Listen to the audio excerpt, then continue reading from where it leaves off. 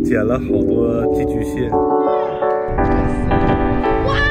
来北海之后，第一件事肯定是要去看看大海啊。我们第一站去的是大王宫地角码头，地角是代表北海象征的古镇之一，坐落在北海市区西面的尽头。这里与繁华的市区不同，这里比较淳朴和悠闲。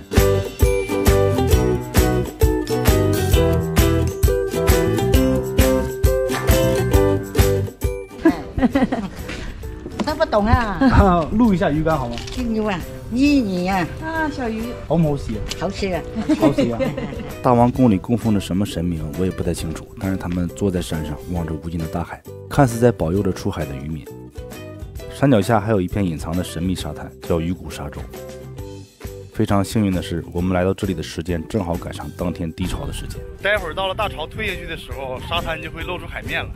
中间的沙洲在海中蜿蜒，逐渐露出海面，两侧的海浪就像鱼刺一样。虽然这里的海边漂浮着好多褐色的像油泡泡一样不知名的东西，但是完全无法阻挡游人们的心情。就这个球吗？对，那个是你看那么破的就是有皮嘛。好多游客呀、远处能看到有一个人在海里面站着钓鱼呢，还有人游泳。鱼骨沙洲很快挤满了拍照打卡的人们。捡了好多寄居蟹，丁螺寄居蟹。好黄啊！当然，这里也不乏本地人赶着低潮在钓沙尖鱼，好像和我想的不一样。我一直以为是在高潮的时候才有鱼钓，还看到了一个老伯伯在挖红虫，他像是一只经验丰富的白鹭一样，徐步缓缓，仔细观察，遇到认定的洞口就用专用的铲子一铲下去，红虫就被挖出来了。这种虫子看起来很恶心，但是作为鱼饵来做钓的话，基本上没有鱼能够拒绝，甚至做成美食直接食用都可以。渔具店要卖5块钱1两。哎，渔船靠海了。下午3点左右，出海钓鱼的小船纷纷靠岸。渔民一早出海去钓鱼，因为是冬季，收获的鱼并不多，但是还是有很多内地的游客好奇他们的渔获，纷纷出价要购买。全不要了。这位大姐要出价50块钱，把1箱钓口鱼全拿下。全部要起码要300多块。这有几斤嘛？300多块。结果人家渔民说50块钱是1斤，1箱大约是300元，大姐还价200元，渔民直接喊400元。100块。哎，100块。在吃瓜群众的唏嘘声中，渔民头也不回地收船走人。后来我们在另一个渔民手里面买到了一条黑鱼，也叫腊鱼，这一条卖多少钱？50块钱，回家清蒸，非常新鲜美味。值得一提的是，从地角码头一直向里走，会发现一处房车营地。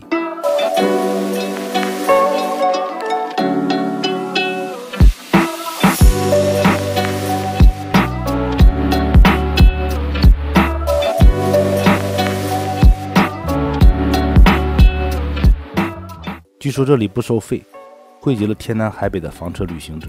他们有的驾驶着知名品牌的房车，有的干脆用3轮车自己改造，一路从东北自驾过来，有的稍作停留，有的干脆就驻扎不走了。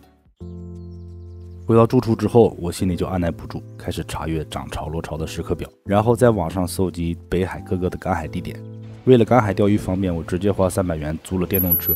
黄头盔我媳妇说太丑了，换了一个白头盔。现在去探一探赶海红树林的点儿。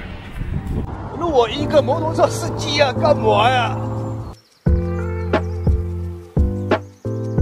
带着媳妇儿沿着银滩向西，一直到了红树林景区附近。沿途发现了很多可以不花钱就能够到达赶海地点的入口。到了一个红树林的口，前方这里就是入口。我也不知道这个地方正当下午退潮的时候收不收钱啊？但是现在看肯定是没有问题。前面是一望无尽的红树林，两边有网，中间这条道我看网上就是他们平时从这中间往前走赶海的地方。出租工具的，停车收费的。哪位是老板？老板没在这儿啊？这不写的，刚才写的是吴大姐赶海。啊，赶海收费吗？赶海不收费吧？不收费啊，收工具费和停车费是吧？但是我们是有备而来，提前我就已经在我爸朋友那儿找到了很多赶海的小耙子和水桶，媳妇儿还给我们买了水库。我们和前来赶海的本地人一起走入了红树林海滩。1月份的红树林海滩落潮的时候会向海里延绵几公里，有的当地人会来到提前设置的拦网附近挖车螺捡沙线，但是我看到最多的还是扛着宽锄头挖沙虫的本地人。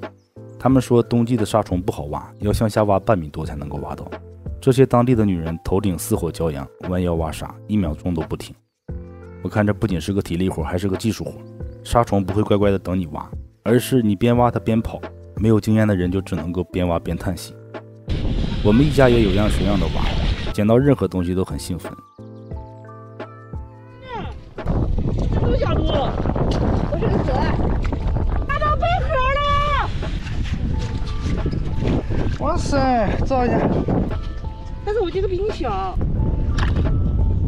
还要这样拿着就没事了。啊，哇塞！1个多小时的功夫，车螺还有不知名的小螃蟹，捡了价值差不多10几元的收获吧。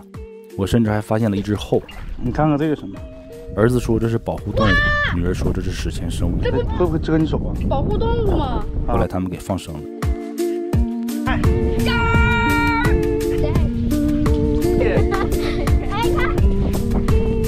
这个树会被海淹没吗？它就是在海滩生长的一种树。反正别管是赶海收获怎么样啊，两个孩子出来了，总比窝在家里面玩手机强。反正看他们挺开心的。只可惜过几天北海要降温了，再赶海就不合适了。但是谁让我这个人头铁呢？偏要等风最大的时候去赶海。到达海山广场了，一股寒意扑鼻而来。所有东西都是属于我一个人的。这风很大呀，东西都要被大海吞噬一样。我估计去赶海的人也不多，是吧？就我自己，就你自己。